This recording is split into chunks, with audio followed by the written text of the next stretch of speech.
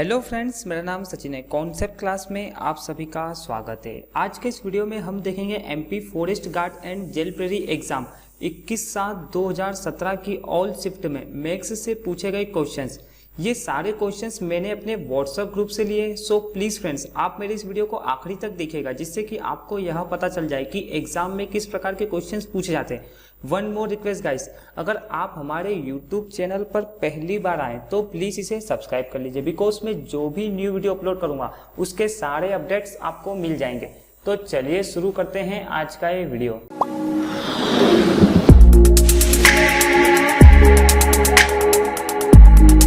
First question, ये जितने भी क्वेश्चंस मैं आज के वीडियो में करा रहा हूँ, ये सारे क्वेश्चन जो है मैंने अपने व्हाट्सएप ग्रुप से लिए। फर्स्ट क्वेश्चन क्या है? चक्रवृद्धि ब्याज की दर से कोई राशि 4 वर्ष में 2 गुनी हो जाती है तो कितने साल में वह 16 गुना हो जाएगी? सबसे पहले ये जो क्वेश्चन दिया हो, यहाँ पर हमें यह ध्यान रखना है कि चक्रवृद्धि ब्याज की दर से बात कर रहा, मतलब यहाँ पर साधारण ब्याज नहीं है, ठीक है। तो चक्रवृद्धि ब्याज की दर से कोई राशि 4 वर्ष में कितनी हो जाती है? 2 गुना। तो कितने वर्ष में वह 16 गुना हो जाएगी, ये हमें ज्ञात करना है। तो सबसे पहले हमें सवाल में क्या गिवन है कि कोई राशि जो है वो 4 ईयर में, मतलब 4 साल में कितनी हो जाती है? 2 गुना हो जाती है, मतलब 2 टाइम्स हो जाती है, ठीक है। तो कितने साल में, मतलब यहाँ पर हमें ईयर ज्ञात करना है, कितने साल में 16 गुना हो जाएगी, ये हमें ज्ञात करना है। सबसे पहले इन क्वेश्चंस को करने का एक तरीका तो बहुत ही लेंथी होता है, मतलब वो एक्स वगैरह वगैरह वो हमें यहाँ पर नहीं देखेंगे, और एक तरीका जो है मैं आपको शॉर्ट तरीके में बता देता हूँ। 4 साल में जो राशि है वो कितनी हो रही है? 2 गुना। तो सबसे पहले ये जो 2 गुना है, इसको हमें क्या करना है? 16 के फैक्टर में तोड़ना है। मतलब मैं 2 को क्या लिख सकता हूँ? 16 को 2 × 2 × 2 × 2, मतलब क्या होगा? 4, 8 और 16। मतलब यहाँ पर जो गुना होगा उसमें ही अपने को इसको फैक्टर करना है। यहाँ पर देखो हम 16 को इसे 4 की घात 2 भी लिख सकते हैं यहाँ पर, मतलब क्या 4 × 4, लेकिन यहाँ पर ये नहीं करना है। जितना गुना हो जाती है उसी के फैक्टर में इसको तोड़ना है। तो यहाँ पर मैं 16 को क्या लिख सकता हूँ? 2 की पावर 4, मतलब क्या है? 2 की घात 4 लिख सकता हूँ। और ये जो 2 की घात 4 है, इसका मतलब भी क्या होता है? 16 गुना है। और ये जो घात होती है ना, इसका मल्टीप्लाई हमें समय में करना पड़ता है। तो मतलब क्या होगा? 4 × 4 बराबर कितना होगा? 16। तो कितने साल में 16 गुना होगी? ये 16 ईयर में। मतलब यहाँ से जो हमारा राइट आंसर होगा वो क्या होगा? 16 वर्ष में जो है वो 16 गुना हो जाएगी। मतलब यहाँ पर सिर्फ समझने का एक ही है कि जो यहाँ पर जितने गुना में होती है उसको उसी के फैक्टर में यहाँ पर निकालना है। तो हमने क्या करा? 16 को क्या लिख लिया? 2 की पावर 4, और जो पावर होती है ना उसका क्या करना है? समय में मल्टीप्लाई करना है। तो 4 × 4 इक्वल टू कितना होगा? 16। तो यहाँ से जो हमारा राइट आंसर होगा वो होगा 16 वर्ष में जो होगी 16 गुना हो जाएगी। नेक्स्ट क्वेश्चन क्या था? एक समचतुर्भुज के विकर्ण 16 सेंटीमीटर और 12 सेंटीमीटर है, तो समचतुर्भुज का क्षेत्रफल ज्ञात कीजिए। मतलब एक समचतुर्भुज है, उसके 2 विकर्ण दे रखे, एक विकर्ण की लंबाई 16 सेंटीमीटर और दूसरे विकर्ण की लंबाई जो 12 सेंटीमीटर है। तो हमें समचतुर्भुज का क्षेत्रफल ज्ञात करना है। सबसे पहले तो समचतुर्भुज ऐसी आकृति होती है जिसकी चारों भुजाएं क्या होती है? समान होती है, तथा विकर्ण जो है वो 90 डिग्री पर काटते हैं। जैसे मैं बता ही देता हूँ आपको, समचतुर्भुज क्या होता है? जिसकी चारों भुजाएं क्या होती है? समान। ठीक है, थोड़ा टेढ़ा मेढ़ा बन, ठीक है। इसकी जो चारों भुजाएं होती है वो क्या होती है? समान। मतलब ये चारों भुजाएं समान होती है। उसके बाद विकर्ण जो है वो 90 डिग्री पर एक दूसरे को काटते हैं। मतलब यहाँ पर 2 विकर्ण, ये होगा 90 डिग्री, ये क्या हो गया? पूरा 90 डिग्री हो गया, और ये यहाँ से भी 90 डिग्री हो गया। और इसकी जो भुजाएं क्या होती है? चारों भुजाएं सेम होती है, मतलब चारों भुजाएं क्या होगी? सेम। अब पहले विकर्ण की लंबाई कितनी है यहाँ पर? 16 सेंटीमीटर, और दूसरे विकर्ण की लंबाई कितनी है? 12 सेंटीमीटर। ये हमें सवाल में गिवन है। तो ज्ञात क्या करना है हमें? समचतुर्भुज का क्षेत्रफल, मतलब समचतुर्भुज का जो क्षेत्रफल है वो हमें क्या करना है? ज्ञात करना है। तो समचतुर्भुज का क्षेत्रफल क्या होता है? जब हमें यहाँ पर विकर्ण दे रखा हो तब क्या होता है? 1/2 मल्टीप्लाई d1 × d2। मतलब ये क्या है? विकर्ण d1 है और ये है d2 है, ठीक है। अब यहाँ पर हमें पता है कि दोनों विकर्ण की जो लंबाई हमें पता है, तो क्या होगा? 1/2 मल्टीप्लाई d1 कितना है? 16, उसके बाद d2 कितना है? 12। बस यहाँ से हमें इसको सोल्व करना था। तो 2 से कैंसिल करेंगे तो कितनी बार कैंसिल होगा? 8 बार। तो इन दोनों का मल्टीप्लाई करेंगे, 8 का मल्टीप्लाई 12 में, तो कितना होगा? 12 × 8 = 96 सेंटीमीटर स्क्वायर। तो यहाँ से जो समचतुर्भुज का क्षेत्रफल होगा वो क्या होगा? 96 सेंटीमीटर स्क्वायर। नेक्स्ट क्वेश्चन क्या था? किसी राशि पर साधारण ब्याज मूलधन का 1/9 है और वर्षों की संख्या और ब्याज की वार्षिक दर बराबर है, तो दर प्रतिशत हमें ज्ञात करना है। ठीक है, मतलब सबसे पहले हमें सवाल में दिया हुआ है कि किसी राशि पर साधारण ब्याज मूलधन का 1/9 है, मतलब जो साधारण ब्याज है, मतलब SI जो है सिंपल इंटरेस्ट कितना है, वो है मूलधन का, मतलब P का कितना है 1/9 है। उसके बाद वर्षों की संख्या, मतलब T बराबर है R% के, मतलब यहाँ पर क्या है वर्षों की संख्या और ब्याज की दर वार्षिक दर क्या है बराबर है, तो हमने क्या करा बराबर कर लिया। तो ज्ञात क्या करना है यहाँ से R% हमें यहाँ पर ज्ञात करना है। अब यहाँ पर हमें पता है कि समय और R% दोनों बराबर है, तो मैं यहाँ पर X मान लेता हूँ, तो यहाँ पर भी क्या हो जाएगा दोनों तरफ X हो जाएगा, ताकि क्या है दोनों इक्वल है। ठीक है, उसके बाद हम इसको देख लेते हैं सोल्व किस तरीके से करना है। सबसे पहले क्या है साधारण ब्याज जो है मूलधन का कितना है 1/9। अब जैसे मैं मान लेता हूं कि मूलधन अगर मैं 100 मान लेता हूं, तो मूलधन अगर 100 होगा तो साधारण ब्याज कितना हो जाएगा उसका 1/9। लेकिन हमें यहाँ पर इस टाइप की संख्या माननी है जो मतलब 9 से डिवाइड हो जाए, मतलब 9 से सिंपली डिवाइड हो जाए। हम 100 भी मान सकते हैं, लेकिन 100 मानेंगे तो क्या उसमें काटने में थोड़ी समस्या आएगी। तो अगर मैं मान लेता हूं कि मूलधन कितना है P बराबर है 900 रुपये। ठीक है, अब ये 900 रुपये तो क्या होगा, मतलब 900 मल्टीप्लाई 1/9 करेंगे तो सिंपली कट जाएगा। ठीक है, उसके बाद साधारण ब्याज क्या है यहाँ पर मूलधन का कितना है 1/9, मतलब 900 मल्टीप्लाई 1/9। हमने ऐसी संख्या मानी जो 9 से डिवाइड हो जाए सिंपली, तो यहां से हम इसको कैंसिल करेंगे तो कितना होगा 100 बार कैंसिल होगा, तो साधारण ब्याज कितना हो गया 100 रुपये हो गया। ठीक है, मतलब हम ऐसी संख्या मान, या तो 1800 मान लो आप, या फिर 2700 3600 कुछ भी मान सकते हो, लेकिन मानो ऐसी संख्या जो इस मतलब जो हर है, मतलब 1/9 से जो आसानी से डिवाइड हो जाए। हालांकि अपन 100 भी मान सकते हैं, लेकिन हमें क्या कैलकुलेशन को इजी बनाना है, यहाँ पर फास्ट नहीं बनाना है। ठीक है, जिससे हमें टाइम लगे ये वाला काम नहीं करना। तो सबसे पहले मूलधन कितना है 900 और साधारण ब्याज कितना है 100 रुपये। उसके बाद हमें समय T बराबर कितना माना हमने X, तो R% बराबर भी कितना होगा X ही होगा, दोनों क्या है बराबर है। लेकिन अब हमें यहाँ पर ज्ञात क्या करना है R%, तो R% का फार्मूला क्या होता है रेट ऑफ इंटरेस्ट बराबर होता है SI मल्टीप्लाई 100 और डिवाइड में क्या होता है P इंटू T। ठीक है, अब यहाँ पर R% क्या माना हुआ हमने X, तो मैं X की वैल्यू पुट कर देता हूँ। उसके बराबर में क्या होगा साधारण ब्याज कितना है 100 रुपये, तो 100 लिख लेते हैं। उसके बाद फिर मल्टीप्लाई में 100 जुड़ा हुआ है। उसके बाद P कितना माना था हमने 900 रुपये माना था, तो 900। उसके बाद समय भी x है, बस यहाँ से हम इसको सोल्व करेंगे तो x की वैल्यू आ जाएगी, और जो x की वैल्यू होगी वही क्या होगा हमारा R% होगा। तो यहाँ से 2 0 से 2 0 कैंसिल कर लेते हैं। अब यहाँ पर x डिवाइड में, तो इधर आएगा तो क्या होगा मल्टीप्लाई में होगा, तो क्या होगा x की पावर बनेगी। उसके बाद यहाँ पर क्या बचेगा 100/9। अब यहाँ पर क्या होगा पावर हटेगी तो क्या अंडर रूट हो जाएगा, तो क्या होगा 100/9। अब यहाँ से x बराबर कितना होगा 100 में से क्या 10 × 10, मतलब 10 और 9 में से 3 बाहर आ जाएंगे, तो क्या होगा इसको कैंसिल करेंगे तो कितना आएगा 3 सही 1/3, मतलब 3 सही 1/3%। तो यहाँ से जो हमारा राइट आंसर होगा वो क्या होगा 10/3 भी होगा या 3 सही 1/3%। लेकिन यहाँ पर R% जैसे मान लो हमारे पास क्या आया है 3 सही 1/3%, तो समय भी क्या होगा 3 सही 1/3, ताकि क्या है समय और R% मतलब रेट ऑफ इंटरेस्ट दोनों बराबर है। तो यहाँ पे अगर हमसे पूछता है कि समय क्या होगा, तो समय क्या होगा 3 सही 1/3 वर्ष, और रेट क्या होगा 3 सही 1/3%। आई होप ये कॉन्सेप्ट आपको अच्छे से समझ में आया होगा। नेक्स्ट क्वेश्चन क्या है, एक शंकु की ऊंचाई 12 सेंटीमीटर है और आधार का व्यास 70 सेंटीमीटर है, तो शंकु का आयतन ज्ञात कीजिए, मतलब वॉल्यूम ज्ञात करने में। तो यहाँ पर सबसे पहले हमें क्या दिया, एक शंकु की जो ऊंचाई है वो 12 सेंटीमीटर और आधार का व्यास जो है वो है 70 सेंटीमीटर, तो शंकु का आयतन हमें ज्ञात करना है। सबसे पहले शंकु होता है किस टाइप का, कौन टाइप का होता है, ये इस टाइप का, ये होता है शंकु। ठीक है, और ये जो होती है इसकी ऊंचाई होती है, और यहाँ से ये R होता है, ये क्या होती है H, और ये होता है R, और ये जो होता है वो होता है L। इसको हम तिर्यक ऊंचाई भी बोलते हैं, तिर्यक ऊंचाई।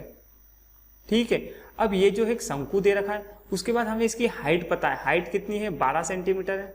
उसके बाद आधार का व्यास, व्यास बराबर क्या होता है, मतलब व्यास जो होता है ना पूरा यहाँ से यहाँ तक होता है, मतलब r बराबर जो होता है वो होता है 2r, मतलब 2r बराबर कितना दे रखा है 70। मतलब व्यास क्या होता है, त्रिज्या का डबल होता है, और त्रिज्या क्या होती है, व्यास की आधी होती है। तो हमें मतलब त्रिज्या कितनी हो जाएगी, r बराबर हमें कितना मिलेगा यहाँ से 35 सेंटीमीटर। मतलब यहाँ पर जो त्रिज्या होती है वो क्या होती है, आधी होती है। यहाँ पर देखो क्या है 35 और 35 70 हो जाएगा, और त्रिज्या कितनी हो गई 35 सेंटीमीटर। मतलब यहाँ पर जो r की वैल्यू है वो कितनी हो गई 35 सेंटीमीटर। और हमें ज्ञात क्या करना है, शंकु का आयतन। इस टाइप के क्वेश्चंस करने के लिए आपको फार्मूले याद होना बहुत जरूरी है। अगर आपको फार्मूले याद नहीं है तो आप इसमें कोई तिकड़म भी नहीं लगा सकते, ठीक है। तो शंकु का आयतन बराबर क्या होता है 1/3 पाई आर स्क्वायर एच, ठीक है। ये तो होता है शंकु का आयतन। अब हमें यहाँ पर r की वैल्यू पता है, h की वैल्यू पता है, बस वैल्यू पुट कर देंगे इसमें। तो क्या होगा 1/3 मल्टीप्लाई 22/7 मल्टीप्लाई r स्क्वायर, मतलब कितना होगा 35 मल्टीप्लाई 35, और मल्टीप्लाई क्या होगा यहाँ पर h कितना दिया हुआ हमें, यहाँ पर h जो है वो है 12 सेंटीमीटर दिया हुआ है, ठीक है। ये जो हमें सब सवाल में दिया हुआ है। अब यहाँ से हम क्या करेंगे, इसको सिंपली काट लेते हैं। तो क्या होगा 3 से कैंसिल करेंगे तो कितनी बार होगा 4 बार, 3 चौक 12, उसके बाद 7 से 5 बार। अब यहाँ पर हम इन सभी का मल्टीप्लाई कर लेंगे, 22 मल्टीप्लाई 5 है, उसके बाद यहाँ पर 35, और इन सबका मल्टीप्लाई करेंगे तो कितना आएगा 15400, और क्या आएगा सेंटीमीटर क्यूब। तो यहाँ पर जो शंकु का आयतन आएगा वो कितना आएगा 15400। मतलब यहाँ से जो हमारा राइट आंसर होगा वो होगा 15400। नेक्स्ट क्वेश्चन क्या है, राम की आयु श्याम की आयु से 2 गुनी है। यदि 10 वर्ष पूर्व राम की आयु श्याम की आयु से 4 गुना थी तो राम की वर्तमान आयु हमें यहाँ पर ज्ञात करनी। सबसे पहले हमें गिवन क्या है, राम की आयु जो है वो श्याम की आयु से दुगनी है। मतलब ये तो हो गया राम, और ये क्या हो गया एस मतलब श्याम। जो राम की जो आयु है वो श्याम की आयु से दुगनी, मतलब अगर श्याम की आयु 1 होगी तो राम की कितनी हो जाएगी, दुगनी है तो क्या 2 गुना। और ये कुछ नहीं बोला, मतलब क्या वर्तमान आयु है, ठीक है। उसके बाद क्या बोला है 10 वर्ष पूर्व, मतलब माइनस 10 वर्ष पूर्व, माइनस का मतलब पूर्व है ना। 10 वर्ष पूर्व राम की आयु श्याम की आयु से कितनी हो जाएगी 4 गुना। मतलब अगर श्याम की 1 होगी तो ये कितनी हो जाएगी 4 हो जाएगी। 4 टाइम्स है तो 4 टाइम्स कर दिया, अभी ऊपर जैसे 2 टाइम्स था तो 2 टाइम्स। तो राम की वर्तमान आयु हमें यहाँ पर ज्ञात करनी, मतलब राम की जो आज की आयु प्रेजेंट जो एज है वो हमें ज्ञात करनी। तो सबसे पहले इन सवालों को करने का एक शॉर्ट तरीका ये होता है कि इन दोनों का डिफरेंस लो, कितना होगा 4 - 1 कितना होगा 3। उसके बाद क्रॉस मल्टीप्लाई कर लो, मतलब 1 × 4 कितना होगा 4 ही होगा। उसके बाद 2 का मल्टीप्लाई 1 में कितना होगा 2 होगा, और इन दोनों का डिफरेंस कितना होगा 2। उसके बाद यहाँ पर क्या है 3/2, ये हमने ज्ञात करा 3/2, और यहाँ पर जो संख्या होती है उसका मल्टीप्लाई करते हैं तो कितना होगा मल्टीप्लाई बाय 10। तो 2 से कैंसिल करेंगे तो कितना आएगा 5 3 15, इन दोनों का मल्टीप्लाई 15। अब इस 15 का मल्टीप्लाई 2 में करेंगे तो क्या आएगा, राम की आयु आ जाएगी तो 15 × 2, तो राम की 30 वर्ष उम्र कितनी हो जाएगी 30 वर्ष। तो यहाँ से जो हमारा राइट आंसर होगा वो होगा 30 वर्ष is right answer. Next question क्या है, नेक्स्ट क्वेश्चन ये है कोई राशि साधारण ब्याज दर से 2 वर्ष में 2400 रुपए और 5 वर्ष में 3000 रुपए हो जाती है तो वार्षिक दर प्रतिशत ज्ञात कीजिए। मतलब यहाँ पर क्या करना है, हमें रेट ऑफ इंटरेस्ट हमें यहाँ पर ज्ञात करनी। तो सबसे पहले हमें सवाल में यह गिवन है कि साधारण ब्याज की दर से 2 वर्ष में, मतलब 2 ईयर में राशि कितनी हो जाती है, 2 वर्ष में जो राशि हो जाती है वो हो जाती है 2400। मतलब ये जो 2400 रुपए जो राशि हो जाती है ये क्या है, एक तरीके से अमाउंट है। इसमें क्या है साधारण ब्याज भी जुड़ा हुआ है और मूलधन भी जुड़ा हुआ है, ठीक है। उसके बाद अगर 5 वर्ष के लिए दी जाती है तो कितनी हो जाती है 3000 रुपए। मतलब 5 ईयर्स के लिए अगर दी जाती है तो कितनी हो जाती है 3000। ये भी क्या है, एक तरीके से अमाउंट है। अब हमें यहाँ पूछा है कि वार्षिक दर प्रतिशत जो हमें यहाँ पर ज्ञात करना, मतलब सिंपल जो है वो R% हमें यहाँ पर क्या करना, फाइंड करना है। अब सबसे पहले इस टाइप के सवाल को सोल्व करने के लिए एक शॉर्ट तरीका ये होता है कि सबसे पहले समय का डिफरेंस लो, मतलब 5 - 2 कितना होगा 3 ईयर। उसके बाद यहाँ पर क्या है रुपए, मतलब रुपए का डिफरेंस लो, मतलब 3000 - 2400 कितना होगा 600। और ये जो आता है वो क्या आता है, साधारण ब्याज आता है। मतलब 3 साल का साधारण ब्याज कितना है 600 रुपए, तो 1 साल का कितना होगा कैंसिल कर लो, तो यहां से कितना होगा 1 ईयर का कितना हो जाएगा 200 रुपए। और अगर 3 साल का अगर 600 है तो 1 साल का कितना 200 रुपये हो जाएगा।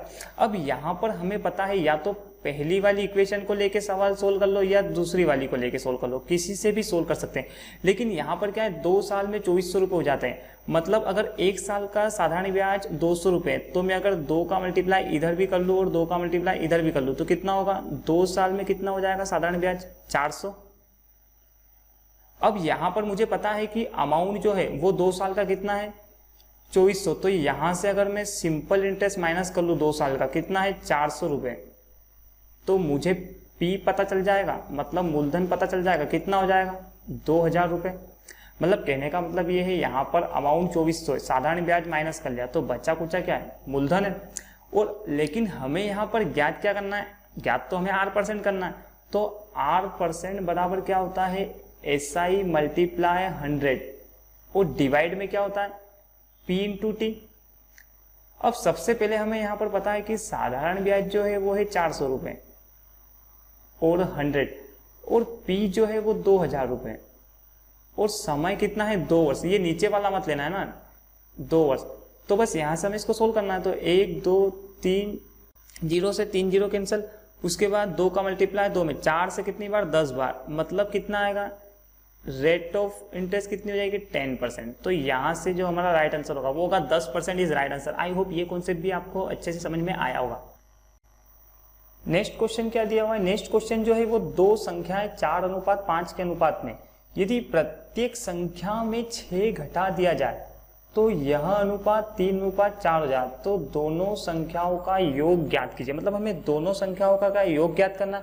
तो सबसे पहले हमें गिवन क्या है 2 संख्याएं जिनका अनुपात मतलब फर्स्ट और सेकंड रेशियो कितना है 4:5 और प्रत्येक में से क्या करा हमने 6 घटाया तो नया रेशियो कितना मिलता है 3:4। तो हमें ज्ञात क्या करना है दोनों संख्याओं का योग, मतलब फर्स्ट इंटू सेकेंड संख्याओं का योग जो है वो हमें यहाँ पर ज्ञात करना है। तो एक तरीका तो ये होता है कि हम इसको x मान लें, तो पहली संख्या क्या होगी 4x और दूसरी 5x।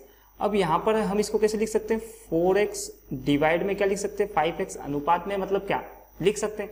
वो प्रत्येक में से अगर मैं 6 माइनस कर लूँ मतलब क्या होगा -6 तो मुझे नया रेशियो क्या मिलता है 3:4 मतलब 3/4। तो बस यहाँ से हमें x की वैल्यू निकालनी है और जो x की वैल्यू आएगी वो यहाँ पर पुट कर लेंगे और इन दोनों का क्या कर लेंगे हम यहाँ से योग। तो इसको सोल्व कर लेते तो क्या होगा सबसे पहले क्रॉस मल्टीप्लाई 4 का मल्टीप्लाई 4 में कितना होगा 16x माइनस 24, उसके बाद इज इक्वल टू कितना हो जाएगा यहाँ पर 15x माइनस 18, 3 into 6 कितना होगा 18। उसके बाद इन दोनों का डिफरेंस कितना होगा x 16x माइनस 15x और यहाँ पर क्या होगा ये जाएगा उधर माइनस का है तो उधर जाके प्लस का होगा, तो 1 माइनस 1 प्लस तो कितना आएगा 18 माइनस 24 कितना होगा प्लस का 6। तो x की वैल्यू कितनी आ गई हमें यहाँ पर 6 मिल चुकी है।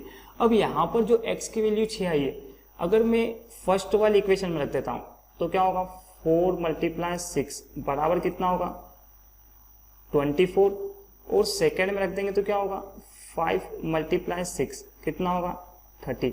लेकिन अभी हमें यहाँ पर क्या पूछा है इन दोनों का योग पूछा है तो योग कितना हो जाएगा 54। तो राइट आंसर क्या होगा 54, मतलब इन दोनों संख्याओं का योग होगा वो कितना होगा 54। एक तो ये हो गया x का तरीका। अब अगर हम इसको विदाउट x से करना चाहें तो किस टाइप से कर सकते हैं। सबसे पहले हमें क्या है दो संख्याओं का अनुपात है सेम वही 4:5, उसके बाद प्रत्येक में से क्या करा 6 घटाया तो नया रेशियो कितना मिला 3:4। अब हमें यहाँ पर क्या करना है इन दोनों अनुपातों का योग ज्ञात करना है, मतलब दोनों संख्याओं का।